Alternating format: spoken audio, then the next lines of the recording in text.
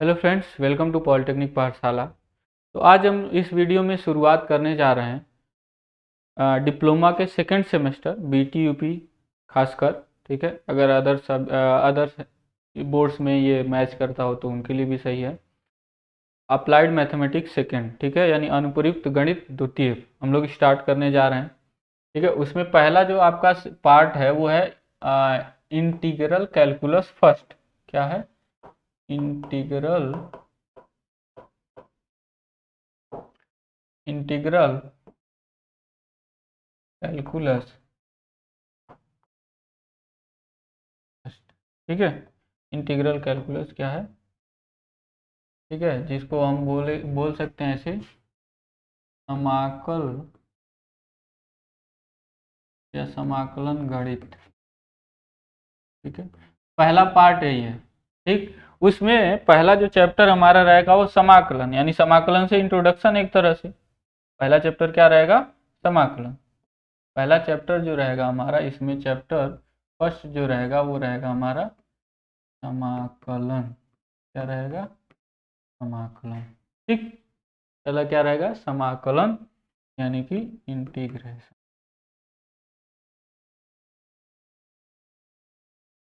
तो हम लोग इंटीग्रेशन को शुरू करते हैं। ठीक, हम लोग क्या करते हैं? इंटीग्रेशन को शुरू करते हैं। पहला चैप्टर समाकलन यानी इंटीग्रेशन शुरू करते हैं। ठीक है, उसके बाद हम लोग बढ़ेंगे कि समाकलन का कैसे कैसे टाइप्स हैं, मतलब कई तरीके से। जैसे क्योंकि सिलेबस में आपको बताए थे, उसमें लिखा था मेथड्स ऑफ इंटीग्रेशन, यानी समाकलन करने के क्या क्या विधियां हैं। तो पहला विधि है आपका सब्स्टिट्यूशन यानी प्रतिस्थापन विधि। तो वो तो करेंगे, लेकिन सबसे पहले समाकलन का फंडामेंटल समझते हैं। सिंपल जो समाकलन होगा उसको हम कैसे करेंगे। ठीक है, तो सबसे पहले पढ़ते हैं समाकलन का डेफिनेशन। तो बोलेंगे समाकलन का डेफिनेशन कि समाकलन अवकलन का विपरीत यानी कि रिवर्स प्रक्रिया यानी कि प्रोसेस। तो समाकलन क्या होता है? अवकलन आप पढ़े होंगे। अवकलन को क्या बोलते हैं इंग्लिश में? डिफरेंशिएशन बोलते हैं। क्या बोलते हैं? डिफरेंशिएशन। ठीक है, तो जो समाकलन है यानी इंटीग्रेशन जो है वो क्या है? डिफरेंशिएशन का रिवर्स प्रोसेस है। ठीक है, लेकिन आप लोग को ताज्जुब होगा जान के कि समाकलन जो होता था वो पहले बनाया गया, मतलब पहले डेवलप हुआ समाकलन गणित, अवकलन गणित बाद में डेवलप हुआ। ठीक है, क्यों? क्योंकि समाकलन से मतलब होता है छोटे छोटे छोटे छोटे या कहें बहुत छोटे छोटे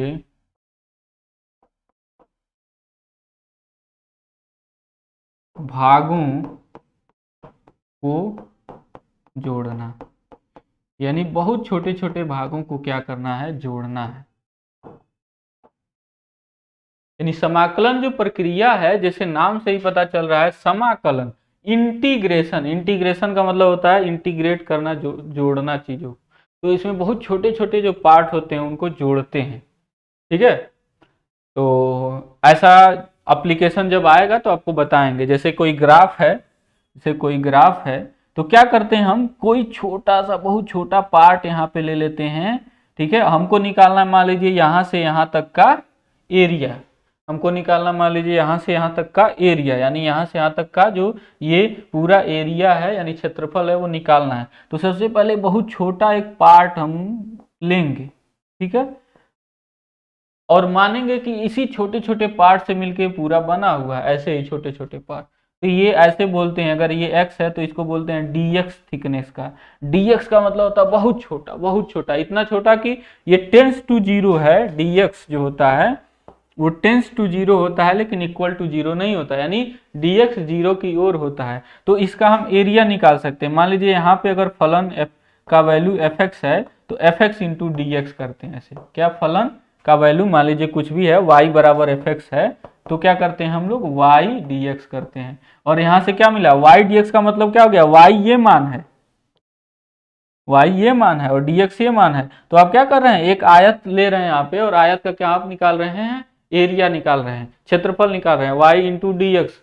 अब इसी को जब समाकलन कर देंगे, समाकलन का चिन्ह होता है जहां से आपको करना है, मान लीजिए यहाँ पे x बराबर कुछ भी है और यहाँ से, तो वहां पे वो चीजें लगा देते हैं x1 और x2, ठीक है, तो फिर आपको मिल जाता है एरिया। यानी आप क्या कर रहे हैं, समाकलन में छोटे छोटे, ऐसे छोटे छोटे पट्टियों में ऐसे बांट के उसको क्या कर रहे हैं, ये जोड़ रहे हैं, जोड़ने का प्रक्रिया है। क्योंकि आप पूरा यहाँ से लेकर यहाँ तक जोड़ेंगे तभी तो आप पूरा एरिया बताएंगे।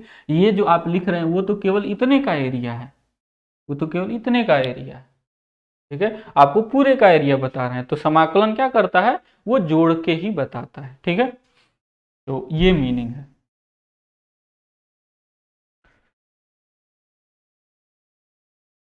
ठीक, अब जो है कुछ और चीजें बता दें आपको समाकलन के बारे में। कुछ और चीजें हैं जैसे कि समाकलन का चिन्ह जो होता है, सिंबल,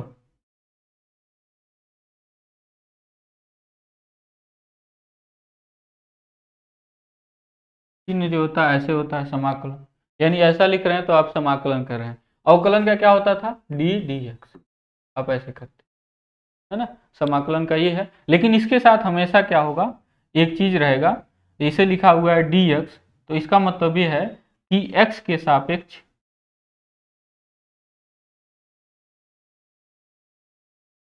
समाकलन, यहाँ किसके सापेक्ष किया जा रहा है, एक्स के सापेक्ष। डी एक्स लिखा है तो एक्स के सापेक्ष, डी वाई लिखा है तो वाई के सापेक्ष, डी जेड लिखा है तो जेड के सापेक्ष, ठीक है, डी पी लिखा है तो पी के सापेक्ष, ठीक है, ये हो गया। उसके साथ साथ कुछ और भी चीजें हैं, जैसे कि जिस फलन का आपको समाकलन करना होता है उसको हम समाकल्य बोलते हैं, इंटीग्रैंड बोलते हैं, ठीक है, जिस फलन का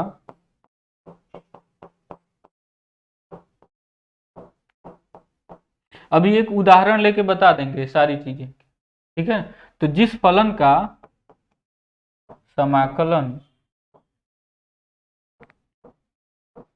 करना होता है उसे समाकल्य इंटीग्रैंड कहते हैं, ठीक है।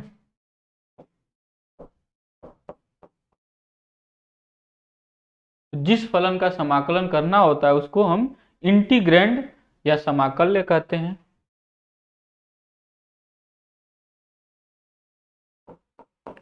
समाकलन के बाद प्राप्त फलन को समाकल गुणांक, ठीक है, समाकल गुणांक या समाकल सिंपली कहते हैं, इंटीग्रल कहते हैं। यानी समाकलन के बाद जो फलन मिलेगा उसको हम इंटीग्रल बोलेंगे, यानी समाकल बोलेंगे। क्या बोलेंगे, समाकल बोलेंगे, ठीक है।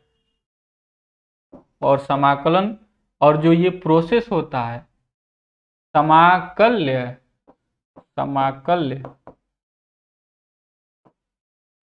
यानी कि इंटीग्रैंड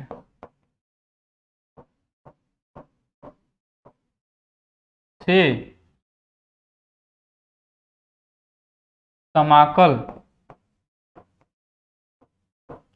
यानी कि इंटीग्रल प्राप्त करने की प्रक्रिया को, प्राप्त करने की प्रक्रिया यानी कि प्रोसेस को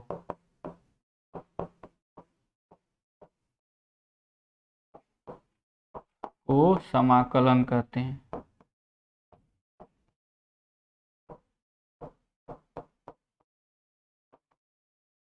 समाकलन का इंग्लिश क्या है, इंटीग्रेशन।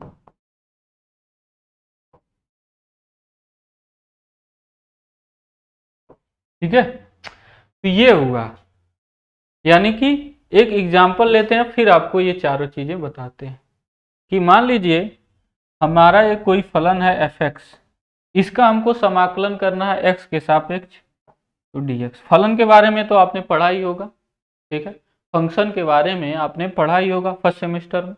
तो ये फंक्शन एफ एक्स है, इसका एक्स के सापेक्ष में समाकलन करना है, तो एफ एक्स डी एक्स लिखेंगे और ऐसे इंटीग्रेशन का साइन लगा देंगे। जब यहाँ पे कुछ चीजें लगी होंगी तो उसको निश्चित समाकलन कहेंगे, उनको लिमिट्स बोलते हैं। अब जब नहीं लगेंगी लगी होंगी तो इसको बोलते हैं अनिश्चित समाकलन, ठीक है, इनडिफिनिट इंटीग्रेशन। तो ये जो है आपका समाकल्य है, ठीक है, ये है एक्स के सापेक्ष समाकलन हो रहा है, ये समाकलन का चिन्ह है, ये आपका है समाकल्य, ठीक है, समाकल्य इंटीग्रेंड।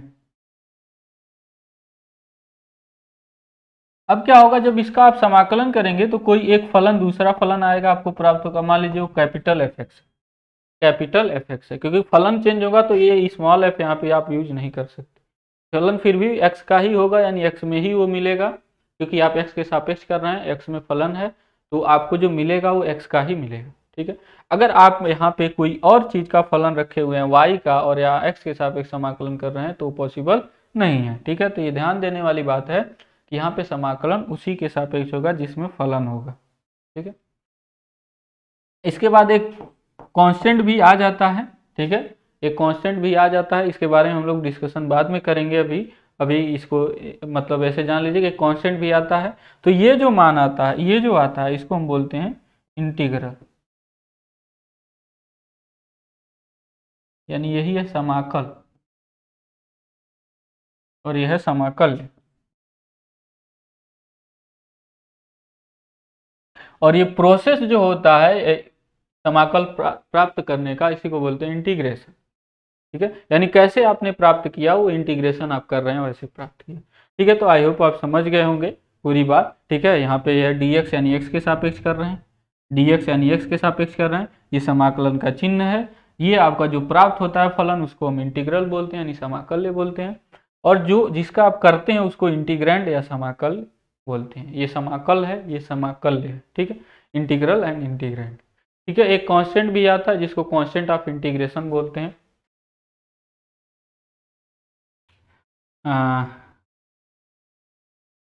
कांस्टेंट ऑफ इंटीग्रेशन,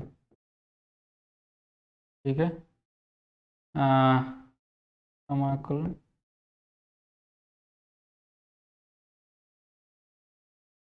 नियतांक, ठीक है, अनिश्चित समाकलन में हमेशा आएगा। और ये स्वेच्छ होता है, स्वेच्छ मतलब होता है आर्बिट्रेरी,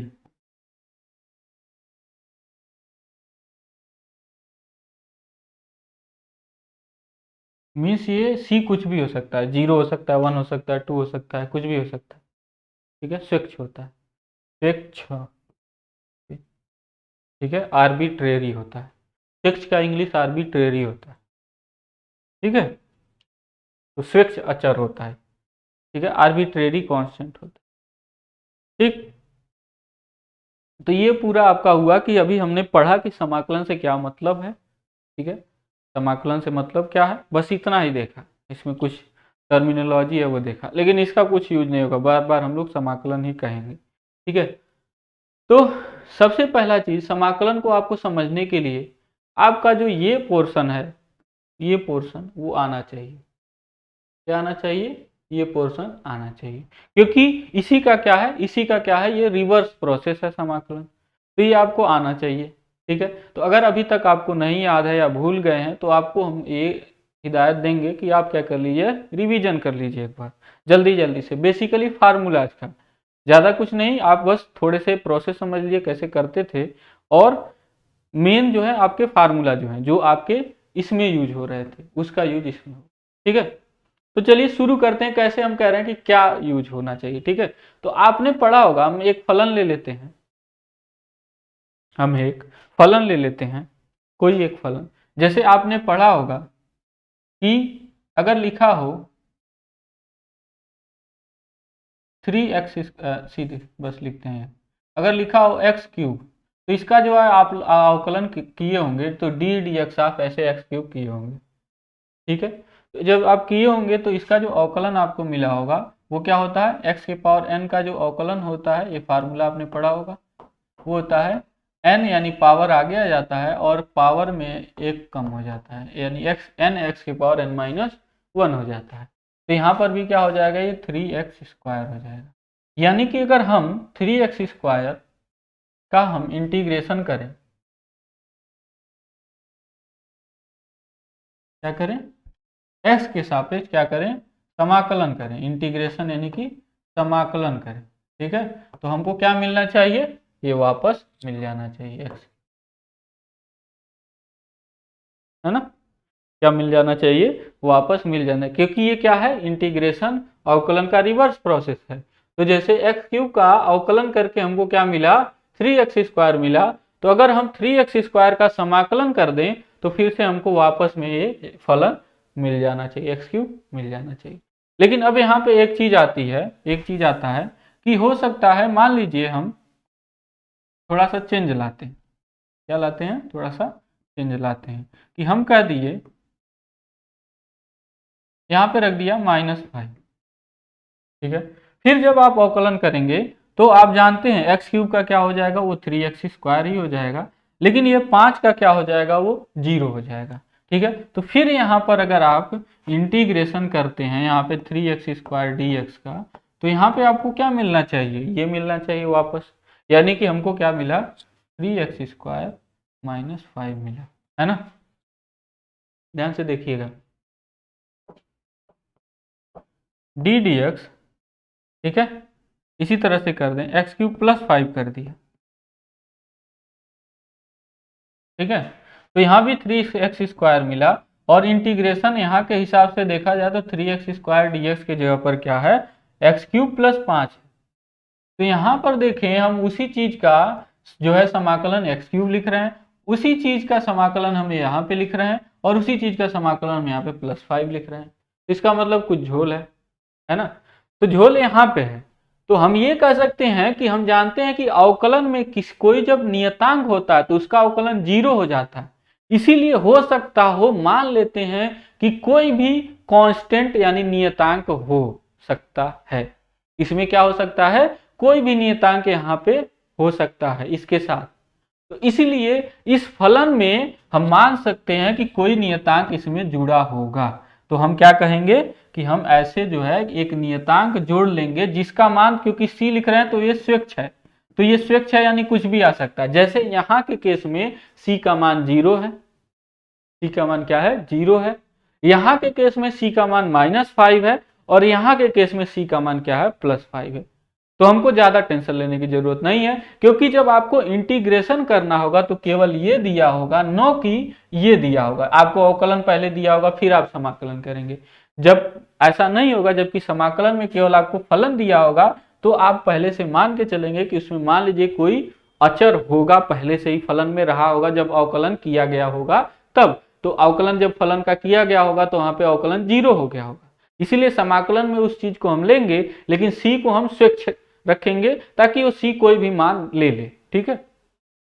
तो डिपेंडिंग अपॉन फंक्शन का जो भी वैल्यू रहेगा, मतलब अब ये सी कहाँ से निकलता है, तो सी निकलता है जब आपको ओरिजिनल फंक्शन का कोई ना कोई चीज पता हो, तब कोई इंफॉर्मेशन होगा ओरिजिनल फंक्शन का तो आप बता सकते हैं। जैसे यहाँ पे ओरिजिनल फंक्शन का आपको इन्फॉर्मेशन है, यहाँ पे -5 था, तो आप कह सकते हैं यहाँ पे सी का मान -5।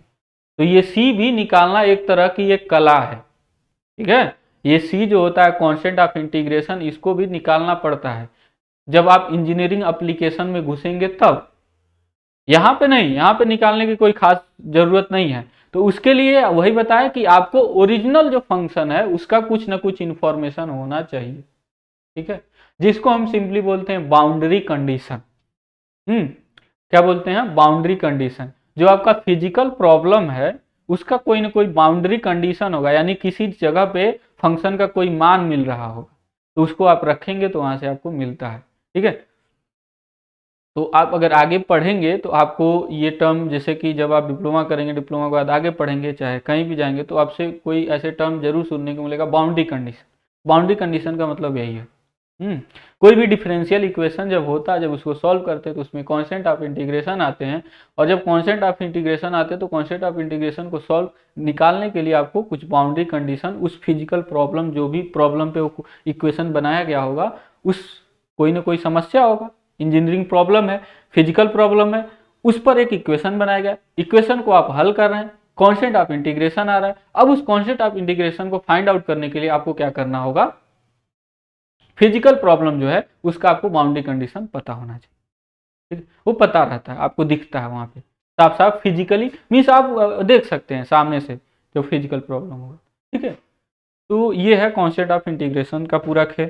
ठीक, तो अब देखते हैं हम लोग कुछ बेसिक फार्मूला देख लेते हैं। ठीक है, कुछ बेसिक फार्मूला देख लेते हैं, रिलेशन देख ले, मतलब डिफरेंशिएशन से ही हम फार्मूला मतलब लेंगे और इंटीग्रेशन में बनाएंगे।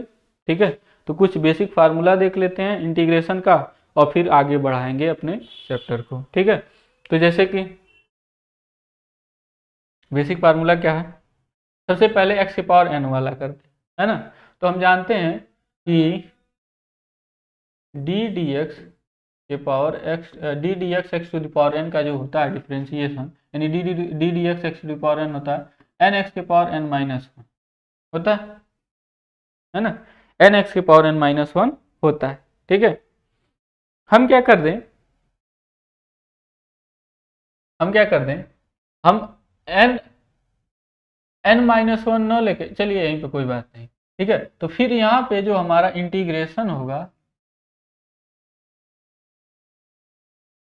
एन एक्स के पावर एन माइनस वन, ठीक है, का जो इंटीग्रेशन होगा dx वो होगा x की पावर n, है ना। अब यहाँ पे देखिए, जो कांस्टेंट होता है, कांस्टेंट टर्म जो होते हैं वो इंटीग्रेशन से बाहर कर सकते हैं, अंदर कर सकते हैं। ठीक है, या फिर अवकलन में भी आपने पढ़ा होगा कि जो कांस्टेंट टर्म होते हैं उसको अवकलन से बाहर कर सकते हैं, यानी अंदर कर सकते हैं, दोनों काम कर सकते हैं। तो यहाँ से n को आप बाहर कर सकते हैं। ठीक है, n को आप क्या कर सकते हैं, बाहर कर सकते हैं। तो यहाँ से n जब निकलेगा तो इधर अब जब भेजेंगे, मतलब ऐसे करेंगे, और जब आप इधर भेजेंगे तो x के पावर n बटे n हो जाएगा। ठीक है, तो ये हट गया अब यहाँ से। ठीक है, तो x की power n minus one D x है यहाँ। ठीक है, तो वही अगर हम x की पावर n लिखें, क्या कर दें, एक पावर को बढ़ा दें, तो इधर भी क्या हो जाएगा, एक पावर बढ़ जाएगा, यानी ये n plus one upon n plus one हो जाएगा नीचे भी। ठीक है, तो इसी आधार पे हम कहते हैं कि जो आपका इंटीग्रेशन x के पावर n dx जो होता है, इसी से हम कह सकते हैं कि जो आपका इंटीग्रेशन x के पावर n dx जो होता है वो होता है x के power n plus one upon n plus one. ठीक है, ये फार्मूला प्लस सी भी रहेगा। ठीक है, उसको हमको भूलना नहीं है, यहाँ भी प्लस सी रहना चाहिए। ठीक,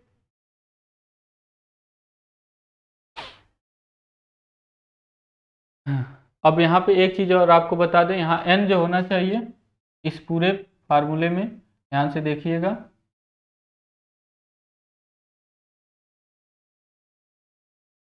बहुत इंपॉर्टेंट चीज बताने जा रहे हैं।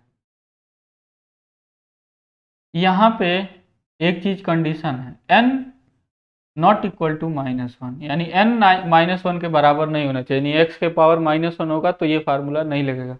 क्यों, क्योंकि जैसे ही आप माइनस वन रखेंगे यहाँ पे क्या हो जाएगा, जीरो, यहाँ पे हो जाएगा जीरो, और जीरो जो है बहुत गड़बड़ चीज है, यानी डिवीजन, मैथमेटिक्स में जीरो से डिवीजन बहुत गलत बात है, वो सही नहीं है, मीन्स अलाउड नहीं है, मैथमेटिक्स यानी गणित में जीरो से भाग अलाउड नहीं है। इसके लिए आपको एक एग्जाम्पल लेते हैं, मान लीजिए a बराबर b है। ठीक है, a बराबर b है, दोनों क्या कर दिया हमने, b से गुणा कर दिया तो b स्क्वायर हो गया। ठीक है, a से गुणा कर दिया, पहले a से गुणा कर दिया दोनों ओर, तो a square is equal to A B हो गया। ठीक है, दोनों ओर क्या कर दिया, b स्क्वायर माइनस कर दिया, कोई दिक्कत नहीं है, हम गणित का पूरा रूल फॉलो करते हुए चल रहे हैं। यहाँ पे फैक्टराइजेशन कर सकते हैं a प्लस बी और a माइनस बी, यहाँ पर भी कॉमन कर सकते हैं b को, तो यहाँ बच जाएगा a minus B, a minus B से a माइनस बी को आप क्या कर सकते हैं, डिवाइड कर सकते हैं दोनों, क्योंकि गुणा में a माइनस बी से माइनस बी कट गया, a प्लस बी सब कुछ सही है बराबर b। ठीक है, a बराबर क्या है, आपने b लिया है तो b क्या हो जाएगा यहाँ पे 2b हो जाएगा, is equal to b। b से अगर इसको भाग करेंगे तो एक बार में कट जाएगा, यानी 2 बराबर 1 हो गया। ये कैसे होगा, 2 बराबर 1 सिद्ध हो गया। तो गलत है। क्यों गलत है, क्योंकि a बराबर b है तो a बराबर b हमेशा a माइनस बी क्या हो जाएगा, 0 होगा। आप 0 को 0 से डिवाइड कर रहे हैं, काटने का मतलब क्या है, 0 से डिवाइड करना। आप 0 से डिवीजन कर रहे हैं, जो कि बहुत गलत बात है। जब 0 से डिवीजन मैथमेटिक्स में हो जाता है तो ऐसे उल्टे पुल्टे रिजल्ट आते हैं, मैथमेटिक्स का कोई भी रूल काम नहीं करता है। तो इसीलिए कभी भी जब आएगा, जब आप देखेंगे डिनोमिनेटर यानी कि हर में जब कोई भी मान 0 हो रहा होगा, तो वहां पे कह देगा उस कंडीशन के लिए फार्मूला या जो भी है अप्लीकेबल नहीं है। तो यहाँ पे लिखा होना चाहिए n नॉट इक्वल टू -1, क्योंकि अगर -1 n का मान आ गया तो यहाँ पे 0 हो जाएगा, तो फिर ये 0 से डिवीजन हो जाएगा, जो कि बहुत बड़ी गलती है हमारे लिए मैथमेटिक्स में। तो यहाँ पे n का मान -1 नहीं हो सकता। -1 का मतलब 1/x, तो 1/x dx को आप इस फार्मूले से नहीं लगा सकते, उसका अलग होता है, जो कि अभी हम देखेंगे log x होता है, ठीक है, या ln x होता है। तो इसको हम लोग इरेज करते हैं। तो ये है पहला फार्मूला। दूसरे फार्मूले पर आते हैं। यानी पहला फार्मूला ये हुआ, एक बार लिख दें, डायरेक्टली लिख दे रहे हैं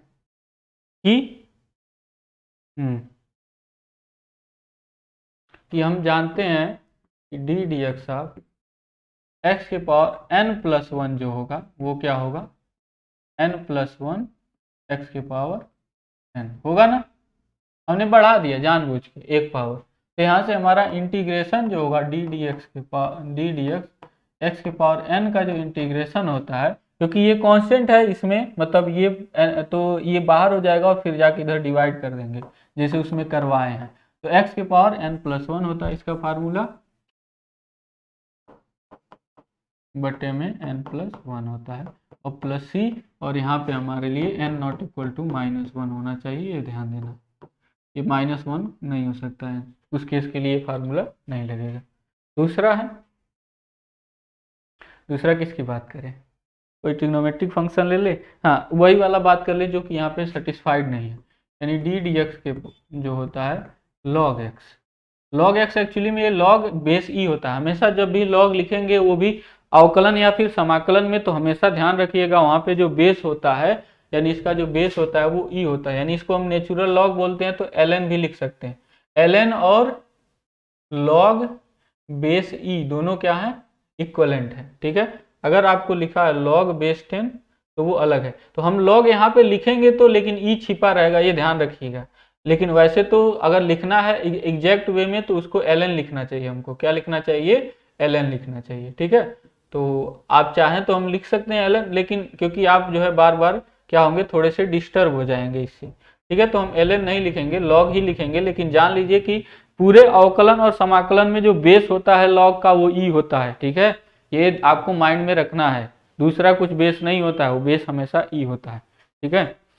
तो log D D x of log x जो होता है वो 1/x होता है, ठीक है।